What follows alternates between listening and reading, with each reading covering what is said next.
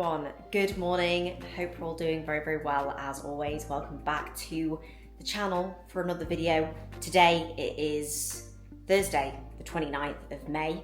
I am obviously going to dive into today's video where I'm going to run you through my pre-training, post-workout setup at the moment in this diet phase, everything that I'm doing in order to keep having good, strong sessions at the moment. But we're obviously doing a little bit of an update. Anyone who has been following along, myself or AJ, will know that we had the UKDFBA Heart of England over the past weekend. I obviously spoke about this a little bit in my last vlog as well, I believe. I'm going to insert the footage that I did get from the day around about now, and then I will catch up with you after all of that is played. I will admit, it's a little bit all over the place. I tried to vlog the day, and then basically once it got to the point where, you know, we're about to do the thing, I was like, yeah, I've completely forgotten that I'm filming. But AJ's show day video, I assume, will be coming soon. So keep your eyes peeled for that. But I will insert the footage now.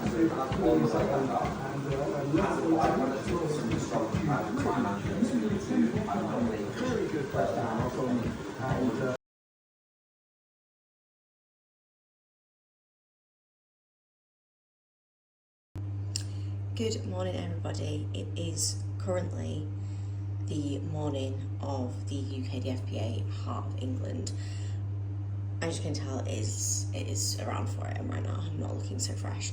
I've not got the camera with me, my normal camera, but I do want to try and grab like a few little bits from across today. So we're not going to be doing like a full vlog, but I'm probably going to be inserting this somewhere into another video. So we're going to grab a few bits from across the day, share what will be a fantastic day with you all, and I hope you enjoy following along. I am just getting ready. I'm now going to go downstairs and basically just crack on with my normal morning of work. We are staying in Rugby, so crack on with normal work, do some walks, all that good stuff, and then we will head to the venue at, I believe, around 10 o'clock. So I've already been to the venue. It's now about 10:30, so I've got the seats, I've got the ticket and all that good stuff. Just headed to Starbucks to get myself a coffee and then go back and watch the start of the show. I've walked it, so it was like a 10-minute walk, and that means that I'll now be on like 13,000 steps when I get back. So basically I've probably done a bit of overkill, but I'll only have a couple of thousand left to do, which is definitely smart because it means that then I don't have to stress across the day. So, you know, if you've got things that you need to do, you need to be organised, you can absolutely do it. You just need to plan in advance. Today, big round of applause for the UKDFBA team. Everyone's arse. First time we have relocated to the side of the harbour. It is a splendid backdrop, probably the best, one of the most iconic in sport. Now, I mentioned the struggles yesterday. Give me Anthony's. Let's go, AJ.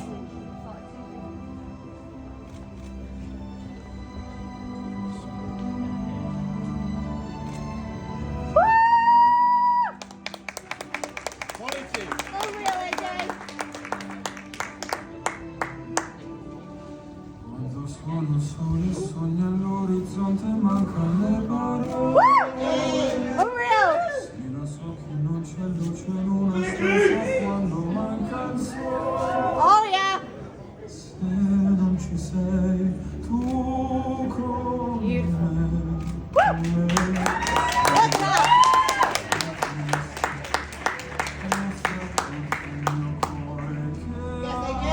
Come on, AJ!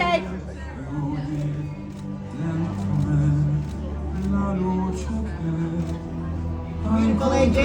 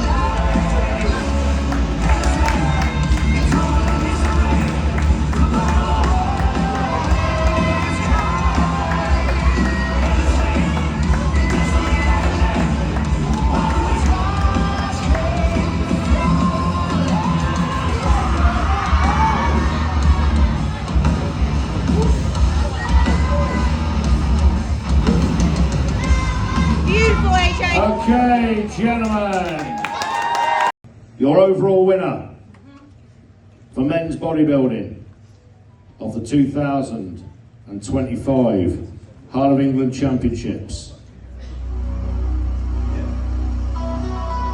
is Alexander James. Yes!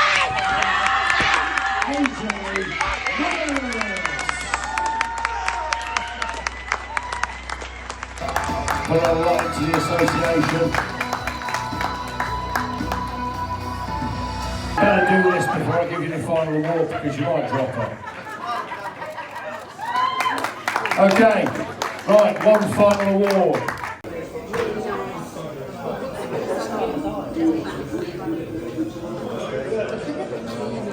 It's so nice, isn't it?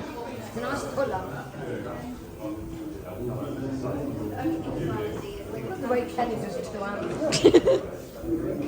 You know, tomorrow he's coming that food. He's coming that food. I suck it up, I suck it up. Don't let you ready on. I remember. Oh yeah!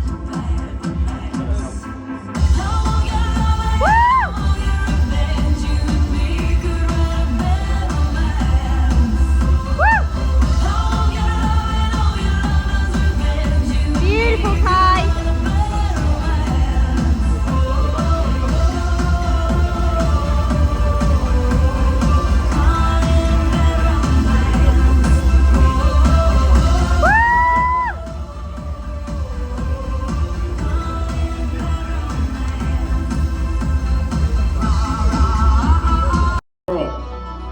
And winner of the silver medal. Please take that silver medal and present it to 96, Vicky King.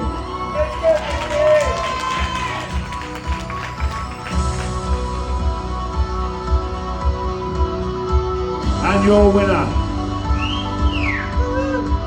first place, gold medalist, Heart of England Women's Bikini Champion, number 95. Yes!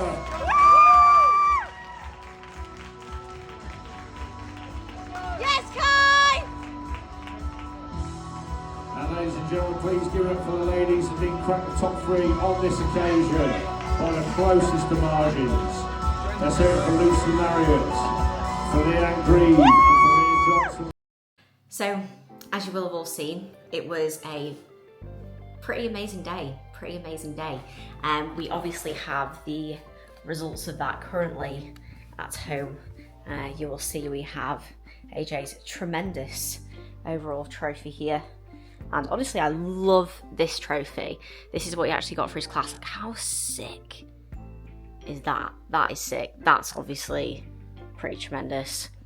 These I also thought were cool. So obviously he won his pro card.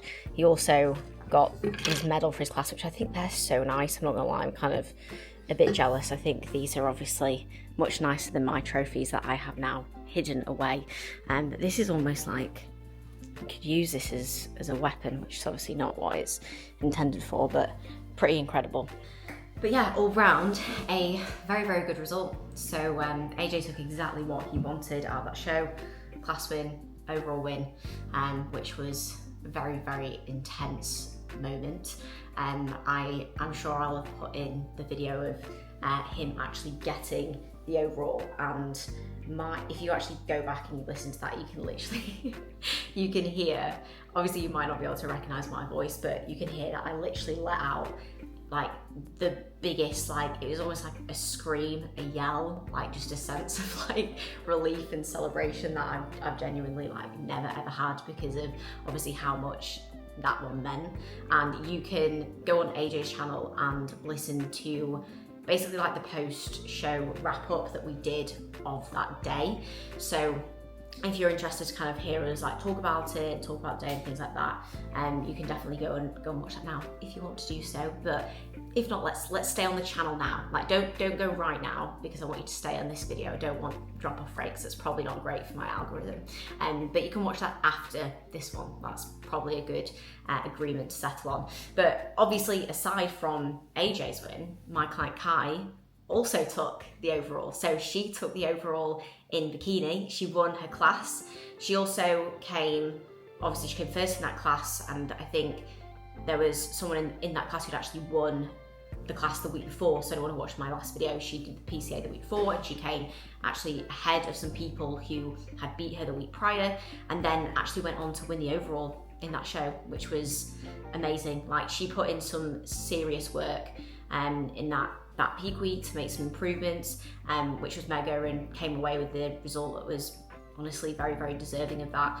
So yeah, mega proud of her, mega proud that whole process and the whole day was just amazing. I have actually got a podcast coming out on Tuesday where I talk through peak weeks, and I talk through Khai's peak week especially. So if anyone's interested in learning a little bit more about how I peak my clients, or how to peak a female competitor for show day in general, and wants to learn some of my like methodologies and things like that, definitely keep your eyes peeled for that. That will be out on Tuesday.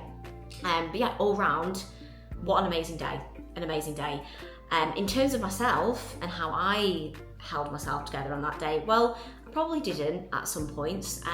My heart rate must have been above 150 for a large part of that day.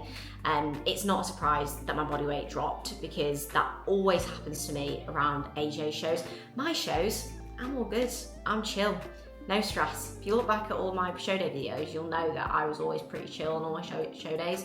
But when it's AJ show day, I just can't, I mean, I say calm, but because you're not in control of what's happening, it's, I don't know, it's a lot more difficult to deal with. Anyone who has partners, friends, etc., you'll know what it's like. Like when my clients go on stage as well, I'm always pretty chill as well. Obviously, you get nervous for the result, but like I know everything that's gone in there, and I know that, you know, everything is the best that it could possibly be. It's the same thing for AJ, but it's more so that I care so much about that result, and you kind of feel like you're in it together. Like we really are. Everything that we do it's not just about his physique, the result, it's like everything that has gone behind that, especially over like the past 4 years of his last off season. So yeah, it was intense. My body weight was down. So my weight was down on the Sunday, on the show day. I dropped like a pound, and then on the day of the show, obviously, as I say, my heart rate was pretty high. AJ always knows that I'm going to drop weight. So when we came home, and shout out to Alex, our videographer, because he drove us home, he drove my car home, which was an absolute godsend, because usually the drive back after the show is the worst, because I can't get on top of like work messages or anything like that, and I'm just knackered. So I had that car journey to like get on top of everything. But while I was in the car, AJ was like, you need to eat another meal right now. So I basically had another meal on that day. Then I came back and I had my usual oats, and I still dropped a pound the day after. Not really a surprise, but thankfully coming to this week, my body weight has settled a little bit, which is good. And today I'm kind of back to a new low, but a new low that's not off the back of a show day and being pent up with a lot of like nervous energy. So we're back in a good spot, and we're actually headed in for upper stay. So today I have just finished up all of my Thursday check-ins and work for today. It is now 5 minutes to 10. So yes, it is 10 a.m. and I have finished all of my work. The reason why that is the case is because I do get up at 4:30 in the morning, and I basically start work at 4:30. So I wake up, I do a 30-minute walk. Whilst I am doing that walk, I also listen to check-ins. So I will listen to, or I'll read through check-ins from my clients. I will make notes of those check-ins. Then I will come downstairs. I will do a couple of hours of checking feedbacks from around 5 until about 7:30. Then I have my meal one. Then I do another walk. Then I listen to more check-ins, and then I do more check-ins after that. That leads me to basically where we're at now, where all my work is finished. And the thing that helps me a lot with that is the fact that obviously I prioritise my client work, because that is the most important thing in my day. And I want to get back to that when I am at my prime of cognitive function. But I also don't get distracted by anything else. So like that is my focus the first thing in the morning. That's 4 to 5 hours of just completely focused work. I obviously have my meal one, which you'll have seen, but I'm not on socials. I'm not doing other things. I don't go on my phone for anything that I need to, other than listening to to check-ins. I don't use my phone for anything else. I don't go on social media until most of the time after I've trained. Sometimes if I have a little bit of time and I want to go through some of like my messages and my notifications before I train, I will do, just so there's not too much to do afterwards. But for the most part, I'm focused on what matters most. And for me in the day, that is getting up, doing my work, getting back to my clients, getting to the gym, having a good session, focusing on that session and not letting other things distract it. Like if I went in and I had to think about check-ins, or I was going in and before going in I'm just scrolling on Instagram, like I'd be procrastinating, I would be distracted, wouldn't help, and then I'd come back after the gym and that is when I do my other bits that I need to do. So if I have any other work tasks, and I will do other jobs that need to be done in the house, I will then go on social media and do my posts and all of that good stuff. So now, where are we at? As I say, it is about 10 a.m. so it's time for me to get my pre-workout fully ready for the day. We have got upper today, and I'm excited for it to be a strong session. So probably have a little bit of a chat about that in the car, and I will just overlay my training footage from today, because I realised that the session I have today is one that I've shown you in one of my recent videos, so I don't want to like talk you through it when you've only recently seen it. It's boring. We're going to make the pre-workout meal now, and I will then talk you through my my intro, my post setup. So again, you can get some feedback on kind of how I am setting up my day in order to make sure that I am getting the best performance that I possibly could do throughout this fat loss phase. And as a result of getting the best performance throughout this fat loss phase, how I am making sure that I maintain muscle whilst I'm dieting, which is something that probably struck a little bit of a nerve yesterday, because I had somebody comment on one of my recent Instagram posts basically saying that Instagram, oh my God, I just can't wrap my head around it sometimes. Basically saying that it's impossible for me to have looked the way that I did in prep, because when you enter a deficit, the body goes catabolic, right? And you lose all your muscle. So essentially trying to claim that it's impossible for you to lose body fat and maintain muscle mass. I was like, yeah, you're probably gonna lose muscle if you're in an aggressive deficit. You don't eat well, you don't eat enough protein, you don't train hard. Yeah, you're gonna lose muscle mass. But when you live your life like a bodybuilder and you absolutely maximize all of the variables in your day, that's not how it works. So essentially that was the argument that they were making, and then saying that because I actually had muscle when I dieted down, that I must not be natural, which again makes no sense, because how do you explain natural bodybuilding? You're basically saying that natural bodybuilding doesn't exist. It's impossible to have muscle or maintain muscle unless you use assistance, which is just not true at all, is it? We all know that. And sometimes you just see things like that, and I think there's so much in this that's wrong, like just wrong, that I need to go through, that I can't even comprehend what I need to respond to that one. So if you're seeing that comment or you see things like that, please just don't listen, because unfortunately there is a moderate amount of misinformation on the internet.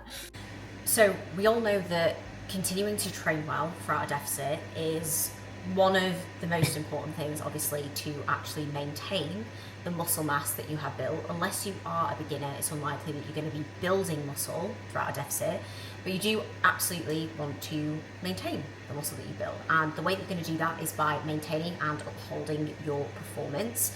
Ideally, you want to stay as strong as you possibly can do, but the goal with staying as strong as you can do is basically upholding the best quality and the best stimulus work that you can. So you might get to a point where you do drop off a little bit of strength relative to how much your body weight shifts, but for the most part, you want to be trying to uphold your training as it was at the end of your gaining phase, throughout that diet phase, upholding strength, upholding quality, upholding performance as best you can, and above all else, getting that stimulus that you need. So if you are doing that, you'll be putting yourself in a good position to maintain your muscle. You really do have to drop off quite a lot of strength, I think, to lose muscle throughout a deficit, especially like a short-term deficit.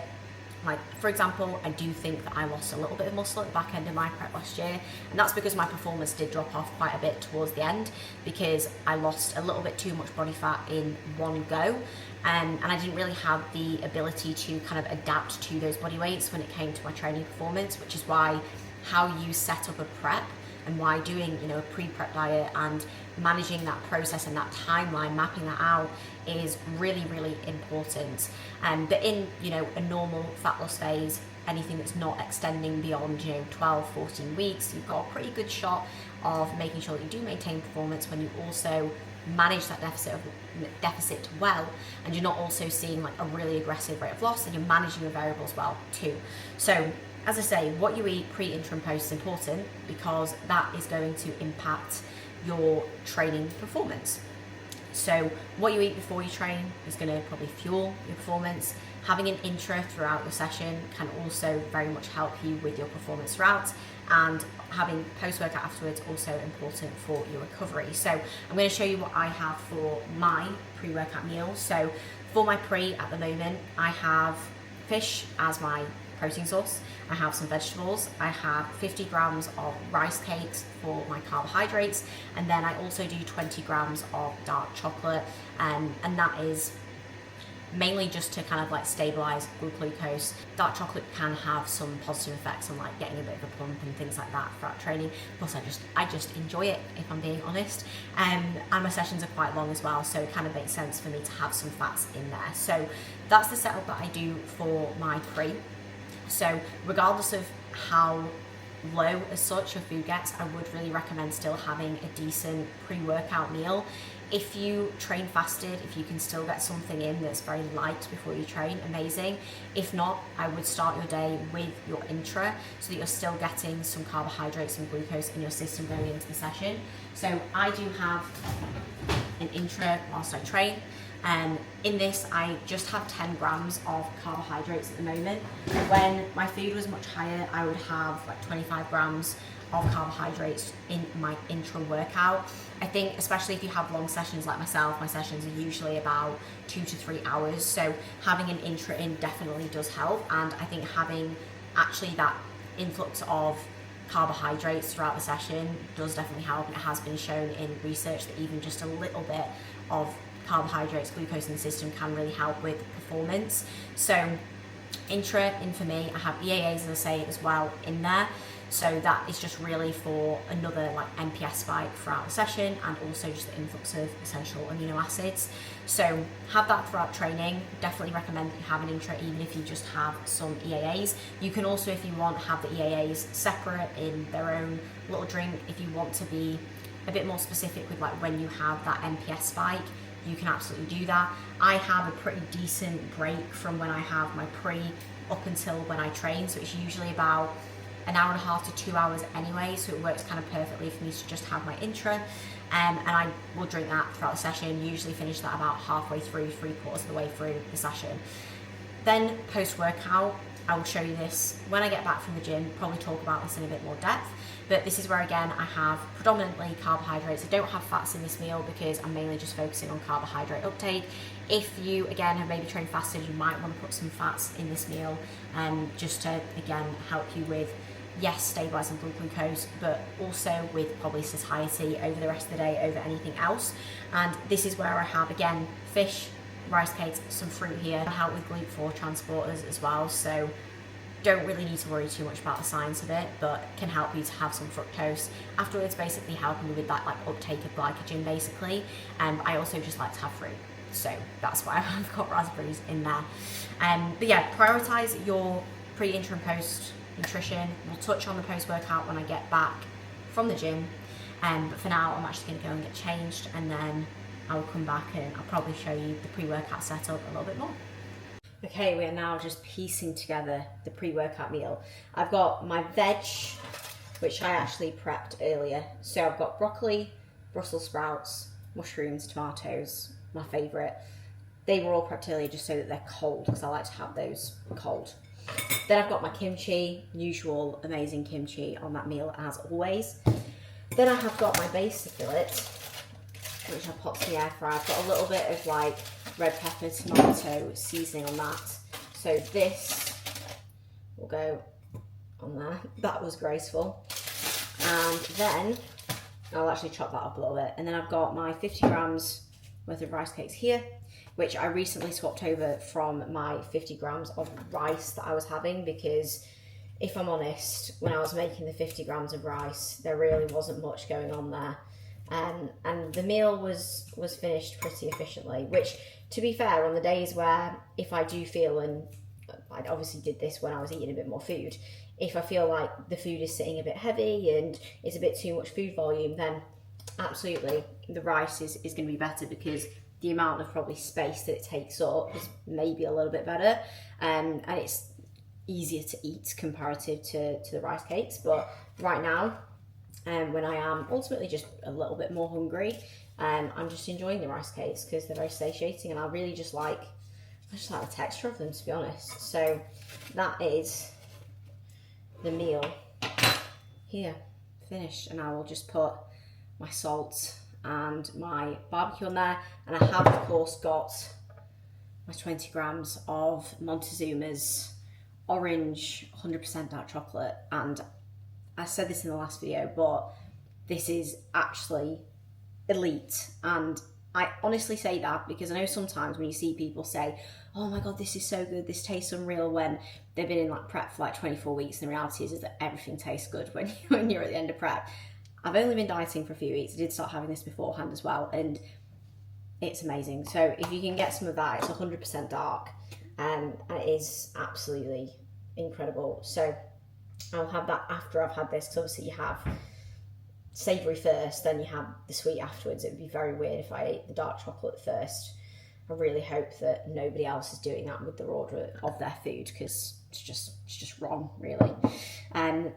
We'll eat this. We'll probably sit, and usually we'll just watch something at the table. We always sit here and then put something on the screen. So watch something that kind of switches me over into, as I always say, into like athlete mode, and then we'll head to the gym. Kitchen. Should I cook and we want to move around in the apartment? It would have been like... Oh, it would have been so crammed. And there's like an actual office space in that thing. I love how you sit down for things, you just literally just leave the remote the other side of the I thought table. we could just sit and talk like this. Fucking Jesus. That's how you would feel about us sitting and talking right now.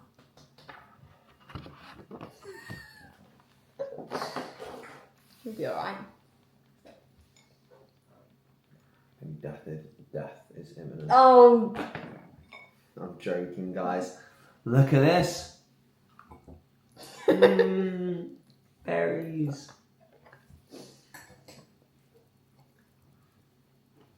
So your fatigue is a choice. You can either be like, death is imminent, or Be happy, there we go. Oh yeah. yeah. Oh yeah. Alright.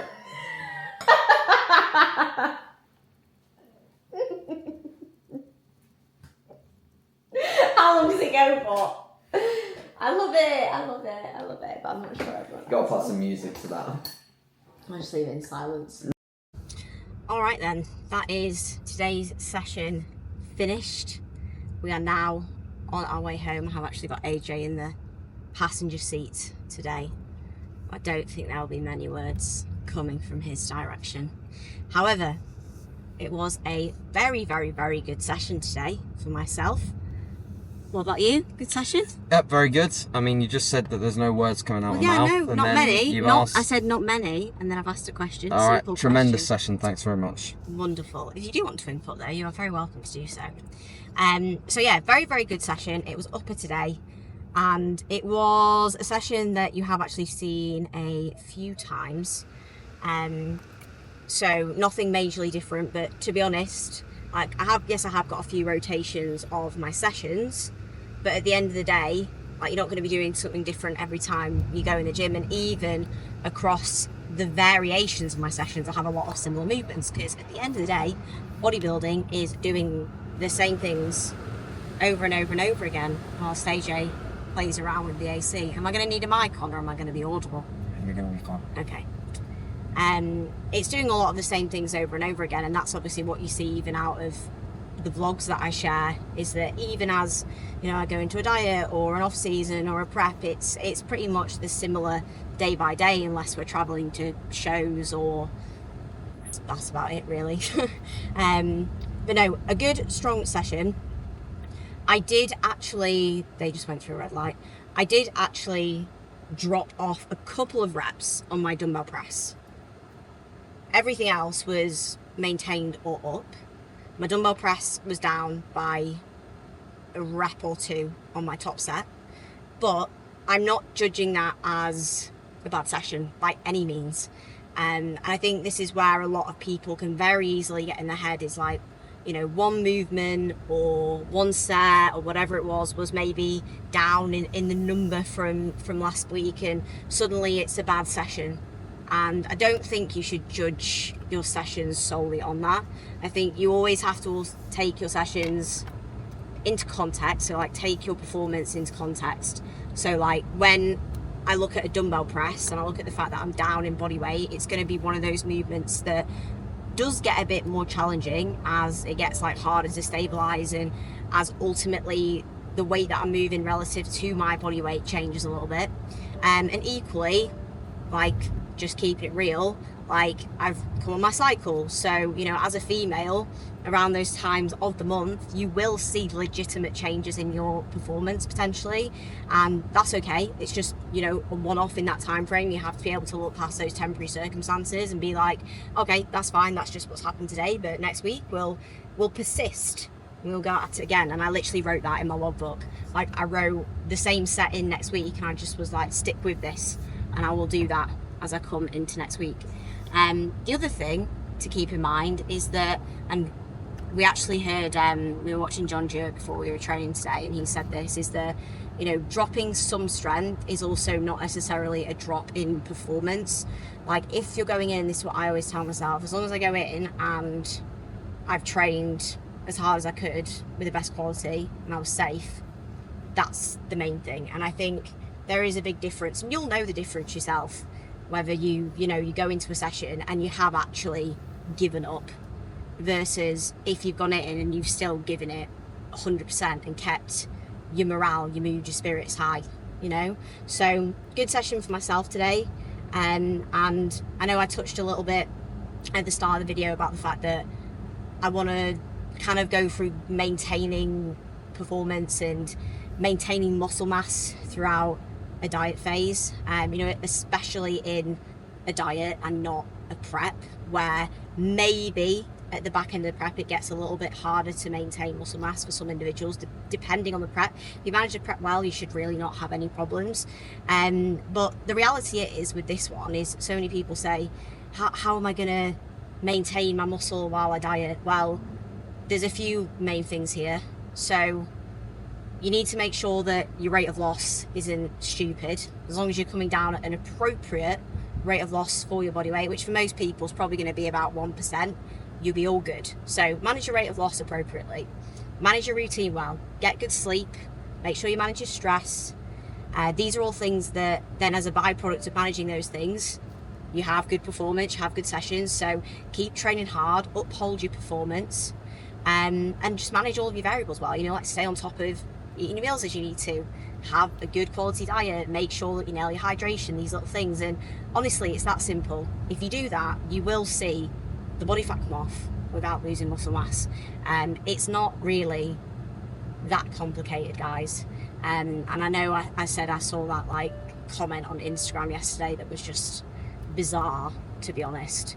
But I think the biggest thing is people like to complicate things or worry about things too much. And at the end of the day, stress is the biggest killer of your progress above anything else. So, like, the one thing that's changed so much in my bodybuilding process above anything is just learning to just like chill out. Like, just chill out and simplify it and enjoy it. And funnily enough, when you do that, you make way better progress than you do when you stress about all these like weird little minute details that you honestly just don't really need to.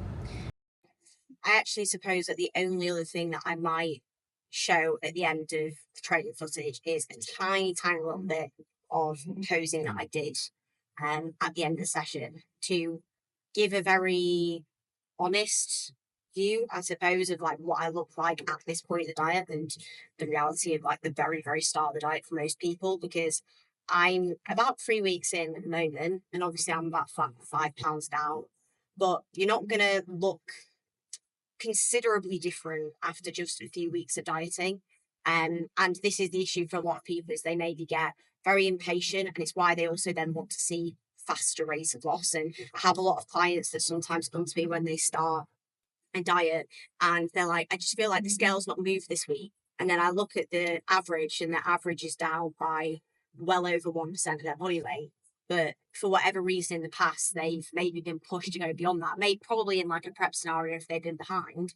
But then that is why they feel so dead in a diet, and why they then lose muscle mass potentially throughout those diet phases. So just don't enjoy them. So, you have to be patient with it. Like, look at the average over time, especially as a female. It's probably going to fluctuate a decent amount, as I think I showed you guys also in the last video. But just be patient, trust the process. As long as things are moving along as they need to, just focus on like ticking along the boxes you need to day by day, and your coach will probably make sure that everything's on track. And obviously, if you have a coach, like, use the benefit of that, because the benefit of having a coach is that you don't have to then worry about making decisions, and they can do everything for you, and you can literally just enjoy executing the process above all else. But I do obviously feel like a little bit leaner already. Like, you're going to see a little bit of the body fat drop off. But the thing that you will see with me and my physique is that I do hold my body fat a little bit weirdly. So like right now, I will have like vascularity through like my arms and my delts, and I'm relatively lean up top, but I still have a lot of body fat on my midsection. Because unlike most people who will probably find their midsection comes in first, for me, it's a thing that actually comes in last. So when I do like a mini cut or something like that, I can't be chasing like having abs or fixating on that. And it's something that I've just learned to know is like, okay, like this is just what my body fat distribution looks like, and that's not a bad thing. But I pretty much will hold a decent amount of body fat on my midsection until I'm basically like stage lean. It was the same thing for me in prep last year, and that is literally just my physique. And as I say, that is perfectly fine. So, especially when you come down in, a prep of course, but just in a normal fat loss phase, definitely don't compare yourself to somebody else or think you have to look a certain way because somebody else does. Like, just focus on your process and what you look like and what you need to do to make progress in your setting, and learn to accept how you're meant to look. I think a big part of that honestly just comes from like maturity, which is a big thing for me. I think when I first got into bodybuilding, I was a lot younger. I was basically still a teenager. I probably had some more of those like insecurities of, why don't I look like this person, or why is my body fat like this? But now I'm just so content within myself that you get to a point where you just accept like this is how my body is meant to look, and I'm healthy here, and I'm making progress here, and this is the best that I could be. And that is something that once you truly learn to kind of like accept that and love that, then funnily enough, you will actually love the process much more, you'll love your progress much more, and you'll actually just enjoy life as well. So no matter what phase you're in, growing, dieting, maintaining, whatever it is, just always make that a priority within your process, because at the end of the day, you can be present within your day-to-day, and you will be much happier within what you do. That's always about. Hi everyone, we are home. I'm about to have my post-workout meal, which I've got laid out here. This is a terrible angle, but honestly I don't really have the effort to try and faff around with the setup to close off this video. So I've got my post-workout meal, which I mentioned to you guys earlier. We've got besa, salad, kimchi, bit of salsa, 100 grams of raspberries for the fruit, because especially in a diet, raspberries are great because they're a low-calorie fruit option, and to be honest, they are my favourite fruit ever. And then we've also got some rice cakes again, because as I say, I'm absolutely loving my rice cakes. So this is my post-workout meal, which I now have an hour and a half after I finished training. It's now 3:30, finished training at around 2-ish. This is where, if your food is really quite low and you have had some carbs in your intro, you can always have this meal without carbs, and well, you could have some, I'd definitely recommend at least having some fruit, but you could have it lower carb and then put a bit more carbs like in your last meal, for example, especially if you like struggle with sleeping. That's something that you'll probably have seen that AJ actually does at his stage in prep. That's something I'd really only recommend doing when your food is like really quite low, if you want to do it. I personally never did it in prep because I never really struggled with my sleep, to be honest, and it wasn't really ever an issue with hunger. But if it is something that you find benefits you, especially if you can then sleep better, it's something that you can absolutely try, because as I say, sleep, stress management is such a huge part of having good progress at all times, but especially in a diet phase. I think half of the bad like side effects or symptoms that people get are not always from like the deficit themselves, but it's how they then manage their routine in the deficit. And if you then get poor sleep and your stress is high, then it causes problems. So as I've said many times before, you know, right now I do wake up pretty early, but I'm also in bed at about 7:30. So it's 3:30 now. I will eat this meal. I then have a couple of hours of basically doing work. So I'll go on Instagram, I'll do my post, I'll get back to anything I need to there. I've already got back to any immediate like WhatsApps for clients after training, and do any other client work if I have to do any. But as I say, I do pretty much everything in the morning so that I don't have to do any in the evening after training when my brain is not at its best capacity, and again, prioritising that work. So I'll do that. I'll do a walk to finish off some of my steps. I'm about 10,500 steps right now, so I've only got a couple thousand left to do. Super simple, because I keep that same routine every single day. And then I will sit down with my last meal about 6, 6:30, and then in bed 7:30, sleep by 8. So that is pretty much today's vlog wrapped up. I'm going to leave it there as a little bit of a shorter one this week. The next vlog that you will see will be actually a full day of eating on a rest day. So that is my like lower day of eating, or lower day of food at the moment, a high day of output. So I think it will be helpful for you to see how I personally lay things out, I should say, on those days to make things still super simple, super enjoyable, and also just provide a little bit of insights. That will probably be a bit of a longer one, because I'll do like a full day in the life and day of eating, which I will record this weekend. But if you have made it to the end, as always, thank you for watching. I hope you have found this episode, it's not an episode, this video, it's not an episode really, is it? This video helpful and insightful, and maybe just entertaining as always. Now, if you made it to the end, the word to comment at the end of this one is going to be kimchi, because kimchi is also the actual, I'd probably say it's one of the second loves of my life after AJ, because since I've started having kimchi, it has changed my life. It really has. Every meal I look forward to having my kimchi. I really do. Well, the meals where I obviously have it in. It was one of my favourite things for prep last year. I just love it. I just think it's fantastic.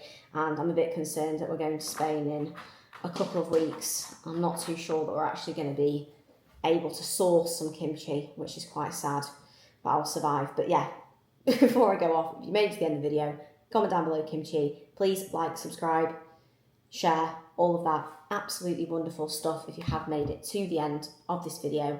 And thank you as always for the support. I'll see you all in the next one.